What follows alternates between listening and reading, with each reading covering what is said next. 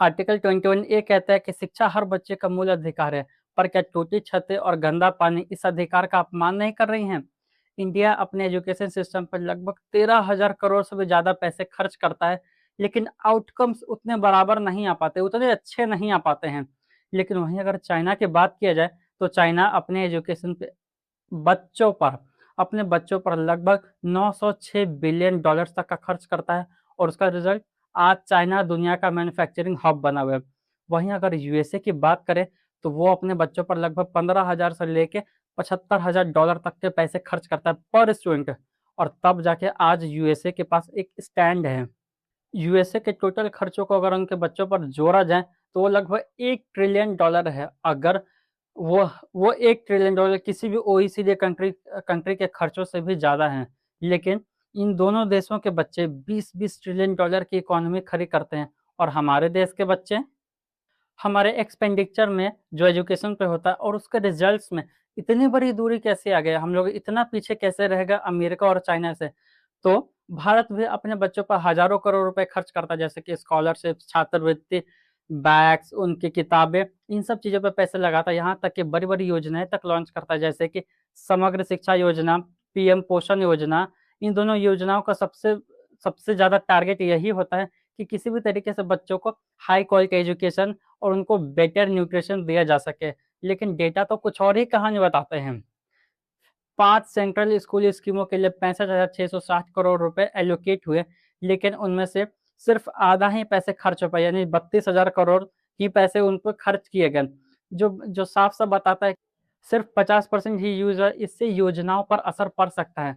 अब हम जानते हैं कुछ एक और डेटा की, वो डेटा है ASER 2024। ये डेटा साफ साफ कहता है कि हमारे स्कूलों में, सरकारी स्कूलों में, जो क्लास 3 के जो कम से कम 23% ऐसे बच्चे हैं जो क्लास 2 के ही किताबों को ढंग से पढ़ पाता है, और बाकी सब डब्बा गोल।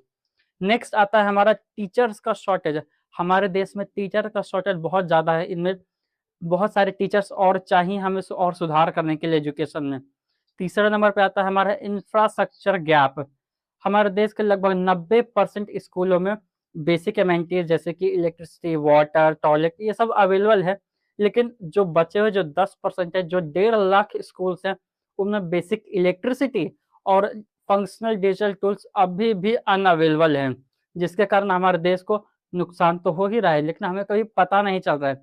तो चलिए अब हम जानते हैं अलग अलग स्टेट्स के रिपोर्ट कार्ड्स को। सबसे पहले नंबर 1 पर आता है हमारा केरला। केरला देश में नेशनल लीडर बना हुआ है 95% की लिटरेसी रेट के साथ। अगर अपने देश की राजधानी दिल्ली की बात की जाए तो वहाँ के अर्बन एरियाज में वहाँ के एजुकेशन बहुत ही हाईली इंफ्रास्ट्रक्चर्ड है, बहुत ही हाईली स्टैंडर्डाइज्ड है, जिसकी वजह से उनकी उनकी लिटरेसी लगभग 84% के आसपास आते हैं। अगर हम बंगाल की तरफ झांके तो वहाँ की लिटरेसी रेट कम से कम 82% है।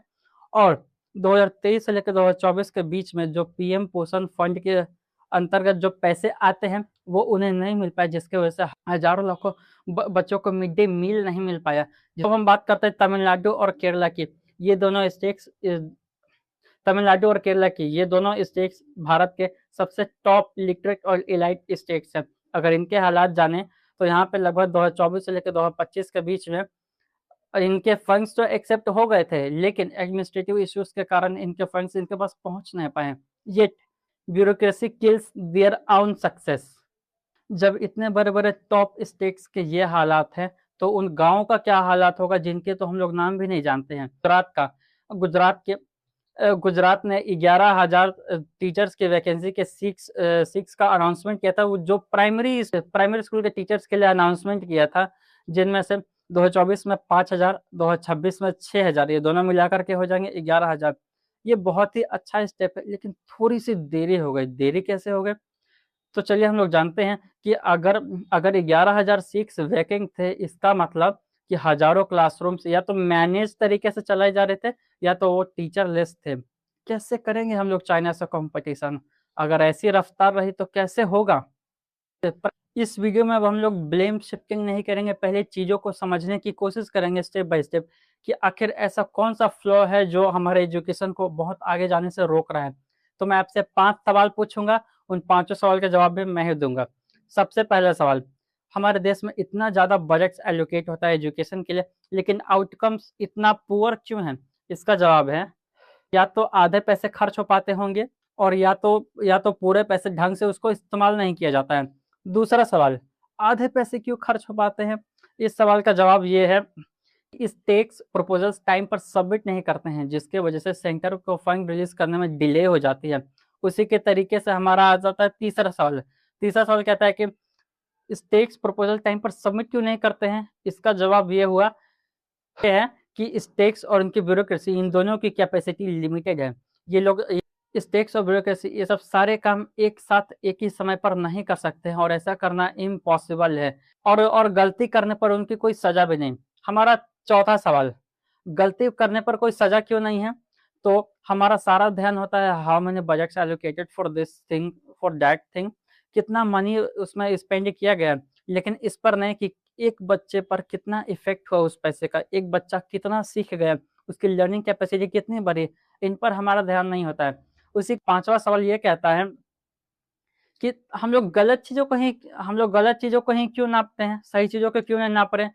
इस सवाल का सबसे बेस्ट आंसर होगा कि हम लोग गलत चीजों को इसलिए नापते हैं क्योंकि हमारा सिस्टम पूरी तरीके से डिजाइन किया है बजट और स्कीम्स के आसपास, जो अटेंडेंस पर डिपेंडेंट होते हैं।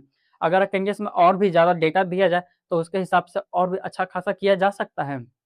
मैंने ये वीडियो बनाया है सिर्फ आज के एजुकेशन के बारे में बताने के लिए नहीं, बल्कि आपको एक रियलिटी चेक देने के लिए कि लगभग 2047 तक हमारा ये भारत कहाँ पर हो सकता है, कहाँ पर इसका पोजीशन हो सकता है। तो चलिए शुरुआत करते हैं चाइना से। चाइना अपने एसटीईएम एजुकेशन पे ज़्यादा फोकस करता है। एसटीईएम माने तो साइंस, टेक्नोलॉजी, इंजीनियरिंग, मैथमेटिक्स, इन चारों चीज़ों पर उसका अच्छा खासा फोकस होता है। वो अपने एजुकेशन और इंडस्ट्री पे बहुत ध्यान देता है। चाइना पूरी दुनिया में लगभग 25% से भी ज़्यादा एसटीएम ग्रेजुएट्स हर साल पैदा करता है, जो अगर उसको नंबर्स में देखा जाए तो 35 से लेकर 50 लाख। वहीं अगर अपने देश की बात की जाए तो वो 25 से लेकर 26 लाख तक हमारा देश भी क्रिएट करता है। चाइना की पूरी एजुकेशनल पाइपलाइन फंक्शन है, और ऐसा भी हो सकता है कि साल 2035 तक आते आते चाइना हमारे देश से लगभग 2 गुना ज़्यादा एसटीईएम ग्रेजुएट्स हर साल प्रोड्यूस कर सके। हमें कुछ तो करना पड़ेगा, ऐसे तो काम नहीं चलेगा। अगर यूएसए की बात की जाए तो यूएसए अपने बच्चों पर बहुत पैसे खर्च करता है, लेकिन वो भी कहीं कहीं अटकता है। यूएसए अपने एक पर स्टूडेंट पे लगभग 15,000 से लेकर $75,000 तक के पैसे खर्च करता है। अगर इसको क्यूमुलेटिव में देखा जाए तो ये लगभग $1 ट्रिलियन है, जो कि किसी भी ओईसीडी कंट्रीज के बच्चों से भी ज्यादा है। लेकिन ऐसे ही इसका ये मतलब नहीं कि यूएसए ही किंग है। हाँ, यूएसए नंबर 1 पर रैंक तो जरूर करता है, लेकिन उसकी अपनी कैपेसिटी है, उसके अपने प्रॉब्लम्स हैं। यूएसए का प्रॉब्लम है कि वो अपनी एजुकेशन हर बच्चे तक इक्वल नहीं दे पाता। ये इंडिया के लिए सबसे बड़ा लेसन है कि मनी विदाउट रिस्पॉन्सिबिलिटी काम नहीं करेगा। बिना अकाउंटेबिलिटी के मनी वो साथ नहीं दे पाएगा ज़्यादा दूर तक। अब बात की जाए अपने देश की, हमारा देश अच्छा खासा एसटीएम ग्रेजुएट्स हर साल प्रोड्यूस करता है, जो कि बताता है कि इंडिया भी किसी से पीछे नहीं, इसका भी अपना पावरफुल बेस है। लेकिन इंडिया अभी भी लैग करता है पर स्टूडेंट के खर्चे पर, ये जो कि बहुत कम है इन दोनों देशों के मुकाबले। ये मेरा अंदाजा है, ये मेरा फ्यूचर प्रोजेक्शन है कि अगर इंडिया इसी तरीके से आधे अधूरे फंड के साथ और 30% की टीचर्स के वैकेंसी के साथ अगर इसी के तरीके से अपने देश को डेवलप करते रहा, तो चाइना 2035 तक 400 मिलियन से भी ज्यादा एसटीएम ग्रेजुएट्स पैदा कर लेगा। यूएसए 200 मिलियन और इंडिया 100 मिलियन पर ही रह जाएगा, जबकि इंडिया 200 मिलियन कर सकता है। अगर चीजें सुधारी गई तो ऐसा हो सकता है। इंडिया के पास कैपेसिटी है, फाइनेंस है, अपॉर्चुनिटी है, ये सब कुछ है, लेकिन बस जरूरत है कि पर स्टूडेंट पर ध्यान दें।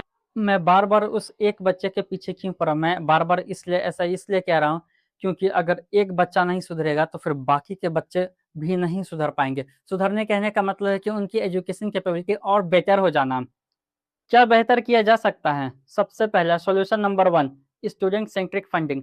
अपने शहर के जितने भी स्टूडेंट्स हैं और उनके माँ बाप, उनको खुला छूट दे दो, या तो तुम सरकारी स्कूल में एडमिशन कराओ या प्राइवेट स्कूल में एडमिशन कराओ। तुम्हारा मन करे तो तुम शहर के सबसे टॉप 5 स्कूल्स में एडमिशन करा लो, लेकिन तुम्हारी पढ़ाई में दम होना चाहिए। तुम्हारे मंथली रिपोर्ट में अच्छे मार्क्स या शो करने चाहिए, ताकि तुम्हें और भी फंड्स दे सके। इस तरीके से ये सबसे अच्छा उपाय, ये सबसे महंगा उपाय भी है, लेकिन सबसे बेस्ट रिजल्ट्स लाकर दे सकता है। दूसरा सॉल्यूशन है फिक्स फंड रिलीज। स्टेट्स को पैसे देर से मिलते हैं, वो उस चीज को अप्लाई करने में देरी करते हैं, और फिर होता क्या है कि फरवरी मार्च के अंत तक वो रश स्पेंडिंग करते हैं इंफ्रास्ट्रक्चर पर, न कि फोकस चीजों पर। सॉल्यूशन नंबर 3, पैसे खर्च किए जाते हैं स्कूल के इंफ्रास्ट्रक्चर पर, छात्रवृत्ति पर, किताबों पर, लेकिन बच्चे की अगर अकाउंटेबिलिटी पे थोड़ा सा खर्च किया जाए, यानी कि हर बच्चे मतलब क्लास के जो जितने भी बच्चे होते हैं उन सब पे अगर थोड़ा सा ध्यान दिया जाए कि कौन बच्चा का कितना कैपेबिलिटी है, कौन कितना अच्छे से पढ़ पा रहा है, और इन सब का वीकली रिपोर्ट निकाला जाए और इस पर थोड़ा सा एक्शन लिया जाए, तो अच्छा खासा रिपोर्ट आ सकता है, अच्छा खासा रिजल्ट आ सकता है। सॉल्यूशन नंबर 4, ये कहता है कि रियल टाइम फंड ट्रैकिंग। इसका मतलब एसएनए स्पर्श प्लेटफॉर्म को पूरे देश के सारे स्टेट्स में जल्द से जल्द अप्लाई कर देना चाहिए। इससे होगा क्या, real time fund in transfers को चेक किया जा सकता है ऑनलाइन इसमें, बिकॉज ट्रांसपेरेंसी किल्स करप्शन। तो एक एक रुपया ऑनलाइन ट्रैक होते रहेगा, तब फिर घोष स्पेंडिंग या अननेसेसरी स्पेंडिंग का कोई जिक्र ही नहीं बच जाएगा। उसी उसी के साथ हमारा आता है सबसे लास्ट सॉल्यूशन, निपुण भारत स्कीम को हमें एक्सटेंड कर देना चाहिए। जो 1 से लेकर 3 क्लास तक है उसको 5 क्लास तक कर देना चाहिए। 1 से लेकर 3 क्लास जो होता है वो बच्चे का एक फाउंडेशनल स्किल होता है, फाउंडेशनल एजुकेशन को कितना उसको बढ़ाया जा सके वो वहीं पर डिसाइड होता है वहां पर।